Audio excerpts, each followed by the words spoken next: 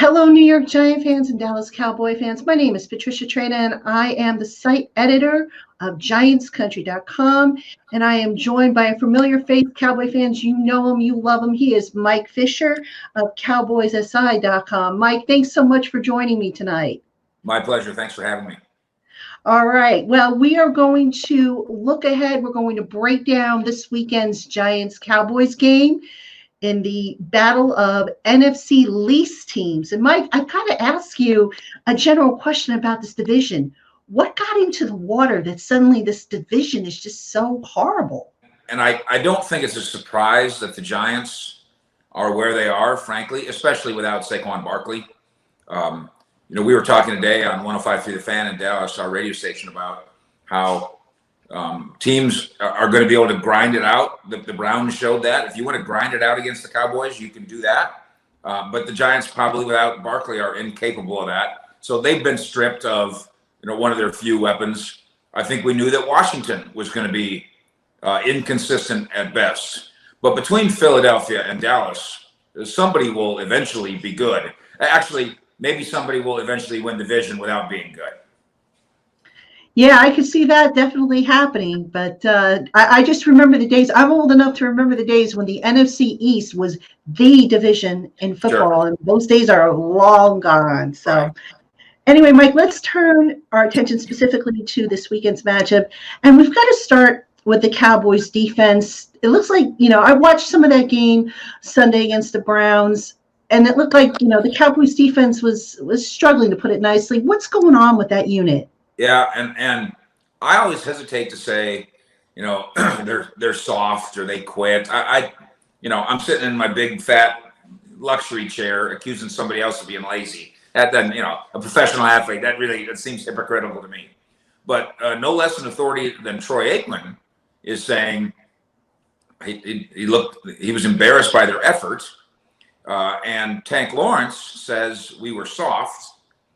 And you got the coaching staff, new coach Mike McCarthy, saying, well, it's not scheme, because we're not going to change the scheme. Scheme's fine. It's not players' effort. Players' effort's fine. Okay, then it's coaches. No, not coaches. Well, this is like, let's make a deal. There's only 3 doors, Monty Hall.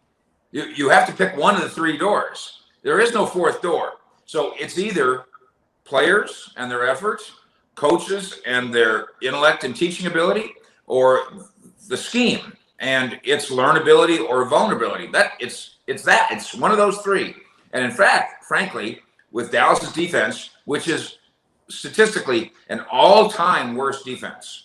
Now I know, we live in an era now where it's 30 points instead of 24 points, and that's part of today's football and all that.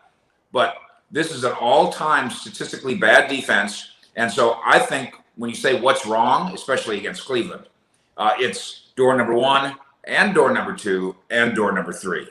Let's flip over to the offensive side of the ball. Mike McCarthy, in his first year as head coach, how much of what he's doing down in Dallas reminds you of what he did in Green Bay? Well, certainly the biggest thing he did in Green Bay was 13 years, 9 playoff appearances, 4 or 5 NFC Championship games, and a Super Bowl. And ultimately, if he can do anything close to that in terms of body of work success, then that'd be quite an accomplishment.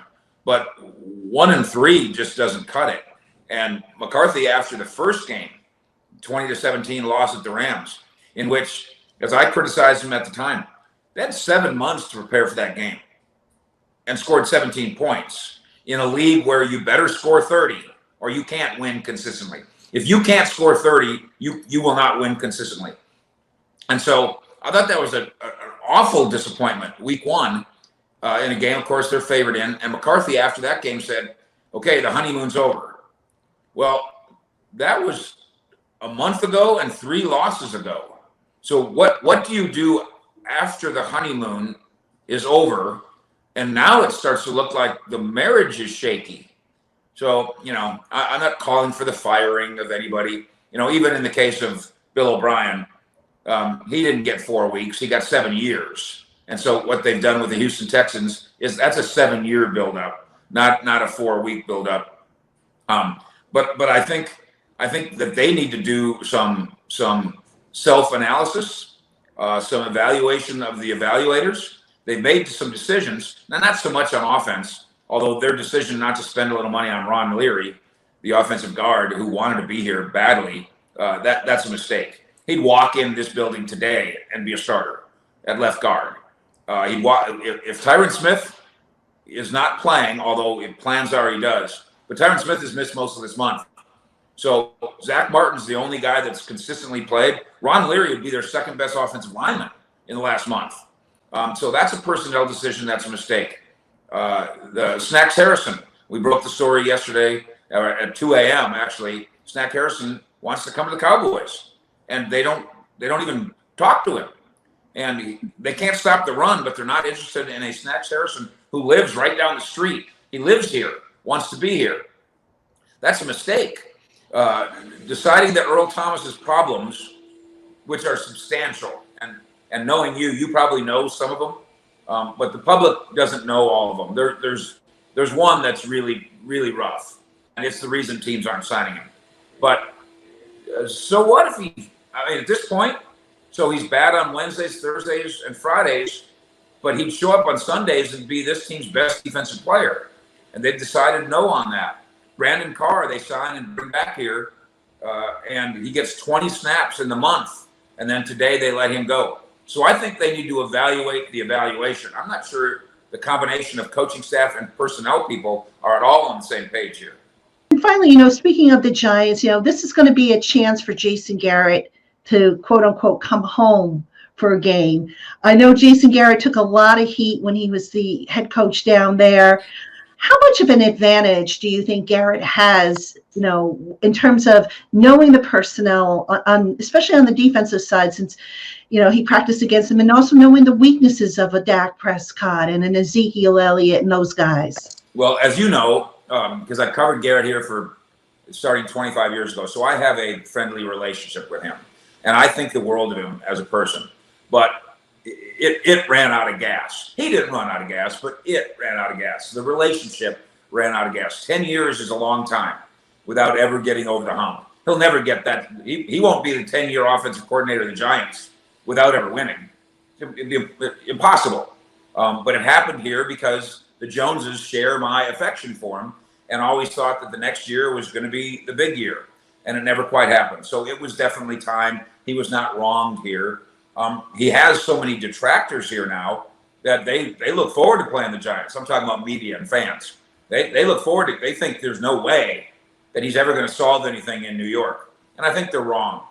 He accomplished some things here. The fact that they finally got Kellen Moore working with him to the point where they could be a 30-point team, he did that. The turnaround of this franchise when he took it over wasn't good, and he fixed that. The building of the offensive line is him. And then the dealing with the wackiness of the Jones family. That takes a certain lack of ego, and he has that. So I applaud him for some of the things he did, and then ultimately it wasn't enough. I don't know that he can say, or that we can say, he's got some advantages because he knows all Dallas's tricks, any more than Dallas can say, well, Joe Judge said they're putting in all of Garrett's stuff up there, therefore we know all of their tricks too. So I think that kind of thing is a little overblown. I think players are more important than secrets. Mike McCarthy tries to have all these secrets. Petra, he won't even tell us who the starting right tackle is the day before a game.